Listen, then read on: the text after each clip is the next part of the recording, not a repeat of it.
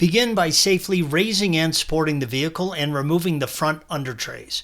Please follow the link provided at the end of this video for additional assistance with those tasks if needed.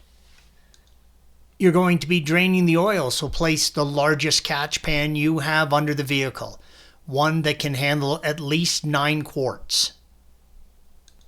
Use an 8mm Allen and remove the engine oil drain plug. Now is a really good time to do an oil and filter change, even if it is not due for a while.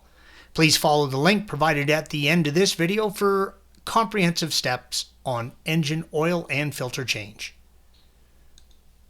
The sway bar, blue arrow, prohibits the removal of the oil level sensor, red arrow. Squeeze in on the tab, red arrow, and separate the electrical connection. Use an E10 socket and remove the 3 fasteners, blue arrows. If your vehicle has brand new engine mounts, there may be a chance you can remove the sensor. We needed to remove the front sway bar to replace the sensor. Remove the sway bar by removing the 18mm nuts and bolts on the drop link ends, red arrows, and then the 2 16mm bolts on each side of the mounts. Please follow the link provided at the end of this video for additional assistance with that task if needed. With the sway bar removed, the sensor comes right out.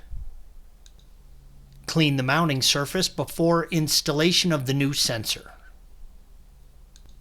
We use and highly recommend using Porsche's synthetic gasket lubricant on the O-ring. If you are reinstalling the old sensor, you must replace the O-ring, red arrow. The new sender will come with an O-ring installed. Installation is the reverse of removal. Torque the bolts to 10 Newton meters or 7.5 foot-pounds, and do not forget to fill the motor with oil and check the level.